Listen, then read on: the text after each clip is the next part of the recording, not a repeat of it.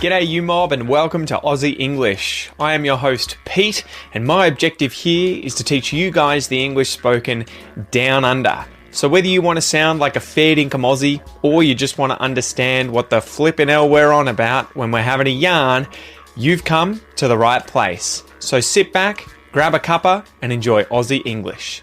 Let's go.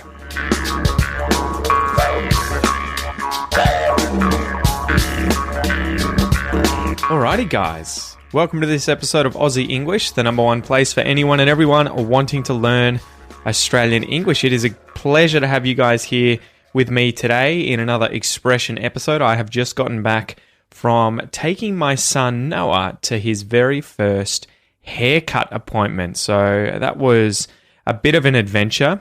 He was bribed with, I think, 2 lollipops in the end and got to watch the Wiggles. I wonder if you guys know the Wiggles. If you've been in Australia and you've got small children, you'll undoubtedly know who the Wiggles are, but they are they are a group. They're probably actually really, really big. They're probably the biggest band to have ever come out of Australia, to be honest. But they are about 5 or 6 members and they all do kids songs and lots of dancing and that sort of stuff. The Wiggles. You'll know them if you're in Australia. Check them out. Anyway, so he got bribed and had his luscious locks, his long luscious locks cut off, snipped. So now he has a very smart, short haircut and I guess blends in with the rest of the kids. It was just getting a bit unruly, right? His hair was getting a bit difficult to control. It was getting matted. He'd sleep and move around and end up getting knots in his hair. And so we had to go and just do something about it to make our lives easier and also probably to make his life easier too. Anyway, guys, welcome to this episode. Don't forget, if you want to get access to the transcript for this episode where you'll be able to read and listen to the episode at the same time, you can highlight expressions and vocab that you learn. You can print them out. You can take notes. Sign up to the premium podcast membership. So just go to aussieenglish.com.au/podcast. When you become a member of this, you'll also get access to the premium podcast player, which is on the website, so that when you sign in, all these episodes with transcripts, you can listen and read at the same time, but the text moves for you, so you don't have to worry about, scrolling with your hands or printing it out or anything like that, if that's what you find easiest. You'll also get bonus episodes and a hell of a lot more. So again, go to aussieenglish.com.au/podcast. So, as always, let's get into a little Q&A.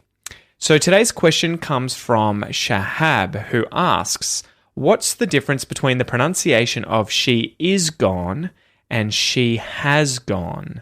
And I think Shahab was referring to when this is contracted, because you can contract both of these, she is gone and she has gone, to just she's gone. And it sounds the same for both of them. But context in the sentence or in the conversation that you're having with someone is what's going to tell you whether it is she is gone or she has gone that's been contracted to she's gone. So some examples. Has your mum left? Yes, I think she's gone. Because the person has said, has your mum left, they've used has, it would be a wise assumption that the person responding is also using has, right? She has just gone. It could be that she is just gone, although that's a bit weird. And if you were to say she's just gone and you meant she is just gone, it'd be like she just died as opposed to she just left. Is she dead? Yeah, she's gone, right? She's gone. She is gone. However, there are situations where it could be either she has gone or she is gone when responding to questions. So for example, has she left? Yes, she's gone. Could be either. She has gone, she is gone. If you said she is just gone, she's just gone, it'd be weird, as I just said before, for it to be is instead of has. People often respond to questions using the same auxiliary verb that's in the question being asked, but sometimes the rule is broken as well. For example, has she just left? Yeah, she's gone. This could be she has gone, but it could also be she is gone. So you just pay attention to this sort of stuff. It's not the biggest thing in the world if you get these mixed up or get them wrong, because you'll get the basic idea. It's not going to confuse communication, but yeah, it's part of the fun of Australian English and, well, English in general, where contractions like this often make it difficult for you to know exactly which auxiliary verb's been contracted, but the context, the broader context, the grammar of the broader context should hopefully help you work out which one it is. All right, so let's smack the bird and get into today's joke.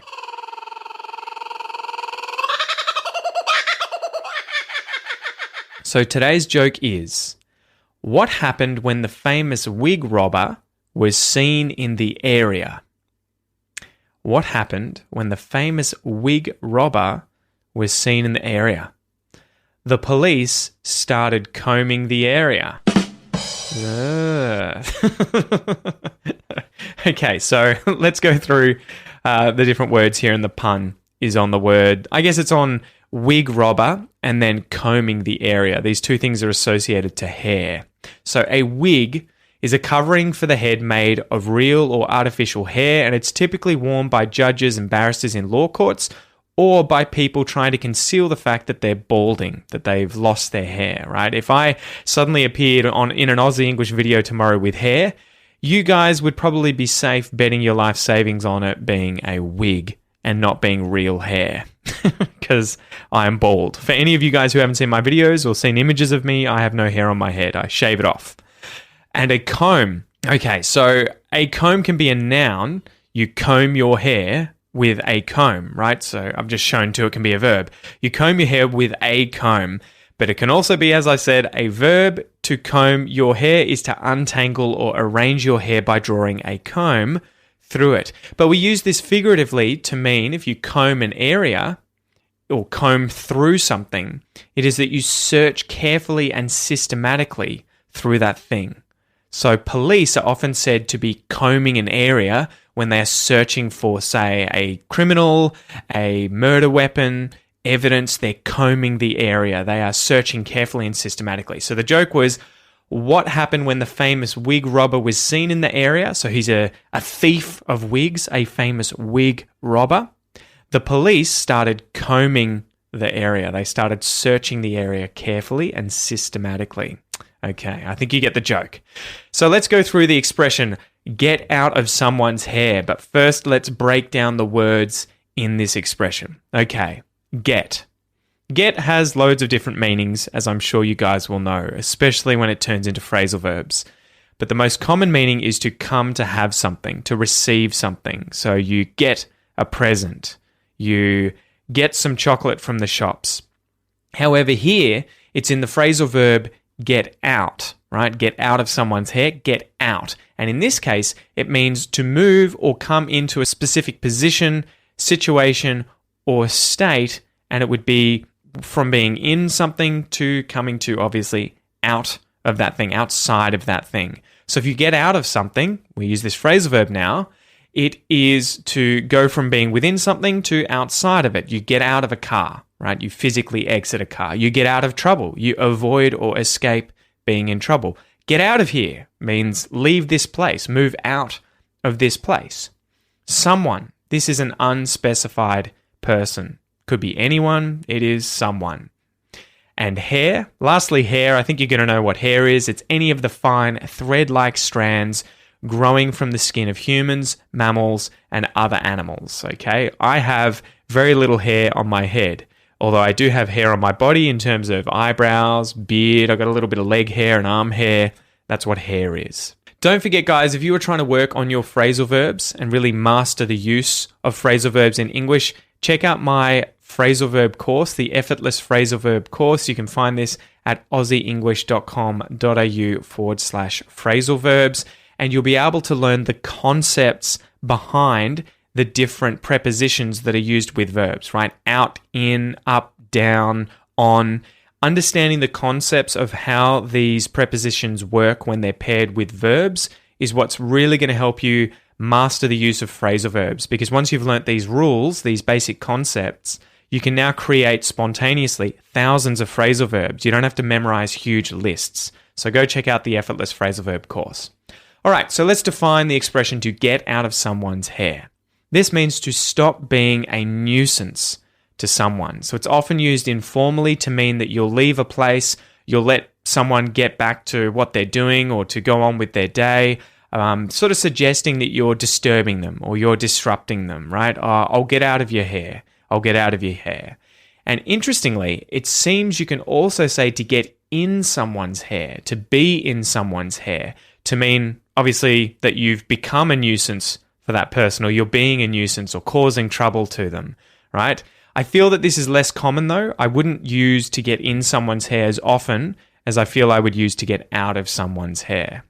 And the origin, this dates back to the mid-19th century and alludes to the trouble caused when someone has something stuck in their hair. So I remember being at primary school, and every single year, you would hear about a girl there that somehow got chewing gum stuck in her hair, and they had all these different ways of trying to get it out, right? They'd be using ice and trying to freeze the chewing gum and then pull it out, or they would ultimately just chop the hair and pull the chewy out, that way. But yeah, I can imagine if you had long hair, it can be annoying if you get things stuck in it. All right, so let's go through 3 examples of how I would use this expression in day-to-day life. Example number 1. So my folks, my parents, live in a town called Ocean Grove, which is about 10 or 15 minutes down the road, right, nearby. We were actually there this morning showing them Noah's new haircut. Sometimes I like to drop in with my family. So my wife comes with me, my kids Noah and Joanna come with me, and we say g'day to my parents. And in fact, today is the perfect example of that. So it was unexpected. We just showed up and we were hoping that someone would be home and that we could hang out with them. My mum was home and we dropped in, but usually, today she wasn't really busy, but usually she's doing things, right? She's cooking, she's cleaning up, she's planning to go out and see friends or to go for a walk or something, so she's got plans. If that's the case, when we show up and she has all these plans and we can tell she's pretty busy, we might say, oh, look, we just wanted to say hello, but then we'll get out of your hair. We see you're busy. We don't want to interrupt you. We don't want to be any trouble or a nuisance. We'll let you get back to what you're doing. We'll get out of your hair. Example number 2. Imagine you're at work and you need help with a certain task. So you go over to your colleague's desk and tell them that you've got this issue and you need help from them to sort of resolve it. So they load the problem up on their computer. Maybe it's coding or something related to IT. They open this thing up on the computer and fix it. Once they're done, you could tell them, all right, thanks for that. Now let me get out of your hair. You've helped me. It's time for me to go. It's time for me to let you get back to what you were doing. Let me get out of your hair. So it's usually associated with you going to someone else or going to another location where someone is, getting help from them or talking to them, interacting with them there, and then leaving and saying, let me get out of your hair. If, on the other hand, your colleague had come over to your desk for help, or for the help, right? You needed the help and the colleague came to you, it would be weird at the end of that exchange for you to say, let me get out of your hair, because the colleagues come to you. So you might say, thanks for the help. I won't keep you any longer so you can go. But you wouldn't say, let me get out of your hair if the person's come to your place, to your house, to where you are. Example number 3. You need to mow your lawn, but your lawnmower has gone cactus, right? It's broken. It's not working anymore. So instead of waiting to buy a new one or having it repaired, you think, you know what, I'll just pop over to the neighbor's house. I'll just drop in and ask Bill if I can borrow his mower instead. So you go on over, you see Bill's in his garage, under his car, tinkering around, playing with the car, maybe repairing it. And you say, g'day mate, how's it going? I've got this issue with my lawnmower. Do you mind if I grab your lawnmower and I'll bring it back when I'm done? He says, yeah, no worries, mate. Go for your life, just borrow it, bring it back when you're done. As soon as you've said that, you may notice he's really, really busy. And despite perhaps you want to have a chat to him, see how he's going, because you can see he's in the middle of something, you can say, no worries, I'll get out of your hair. I'll bring the mower back when I'm done. I'll leave you to it. I won't be a nuisance. I won't cause any trouble. I'll let you just do what you're doing. I'll get out of your hair. So hopefully now, guys, you understand the expression to get out of someone's hair. If you get out of someone's hair, it is that you are trying to stop being a nuisance to someone. You don't want to be a burden. You don't want to be in the way. You don't want to cause them any trouble. You don't want to disturb them. You don't want to be a disruption. You want to get out of someone's hair.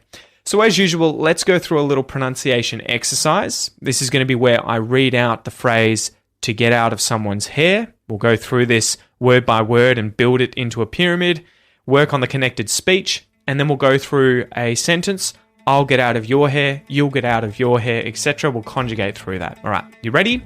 Let's go.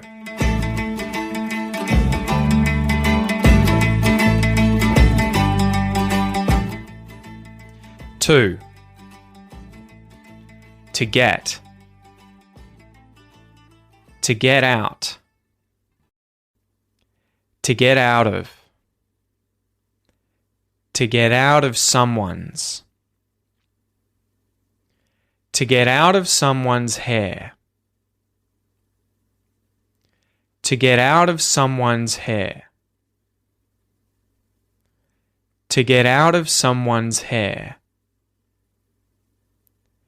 To get out of someone's hair. To get out of someone's hair. I'll get out of your hair. You'll get out of your hair. He'll get out of your hair. She'll get out of your hair. We'll get out of your hair. They'll get out of your hair. It'll get out of your hair. Good job, guys. Good job. Let's talk a little bit about the connected speech. Now, if you go back and listen to when I first start the word pyramid, right, saying to get out, to get out of, something you'll notice is the pronunciation of the T's at the ends of the words get and out. So we talked about aspiration in the last episode and how if there's a T at the start of a word, you'll aspirate it. So to, you'll feel a more forceful air coming out when you say the T, right? You should be able to feel it if you hold your hand up to your face. However, when T is at the end of a word, like if I were to say to get, and the T is at the end of the word to get, or the word get, it's unaspirated. So it's not as strongly aspirated. The air is not coming out as strong at the end. And you'll notice that it happens when I just say get, but the moment I say get out, I no longer do it at the end of get, but I still do it at the end of out because there's no word after it. So what's happening to the T at the end of get when I say get out? Get out. It's turning into a T flap. And then this happens again for the word out as soon as I put the word of after out. Get out of. Right? So, that's interesting. 2 T flaps in a row. Get out of. Get out of. Now, what happens to the F sound or the V sound in of, right? It's F that is the letter, but V, it's voiced. Of.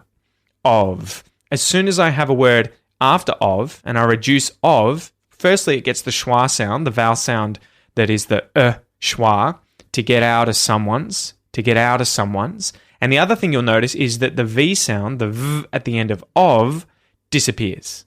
To get outer, to get outer, to get out of someone's, to get out of someone's.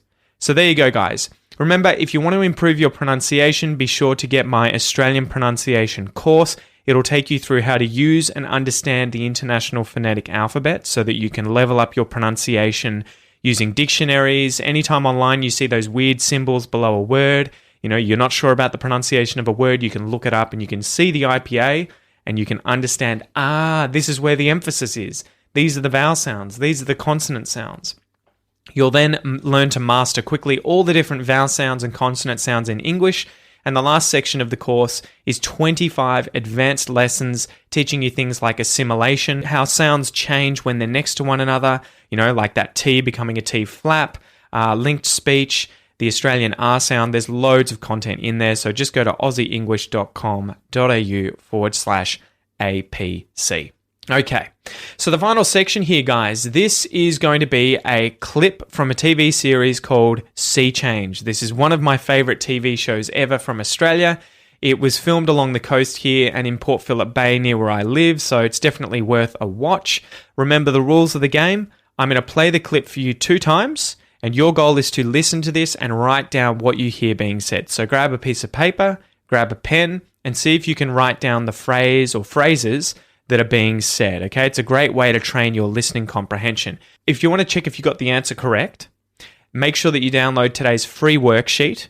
And if you're a member of the Premium Podcast or the Academy, just open up the transcript for today's episode and you will see the sentences as they're being said in the transcript. All right, so you ready to go? Here's the first playthrough. Wouldn't be any photographs lying around, would there? Any bits and pieces you might be able to help me with? Okay, how'd you go? Did you get it all? Time for the second playthrough. Wouldn't be any photographs lying around, would there? Any bits and pieces you might be able to help me with? Great job, guys. That's it from me today. I hope you enjoyed this episode. Remember, if you want the transcripts, sign up to the Premium Podcast at aussieenglish.com.au/podcast. For everything else, check out the website. If you've got a question, you can always email me. You can send me a message and I'll read it out in one of these episodes. And besides that, I just hope you guys have an amazing week. I'll chat to you soon. See ya.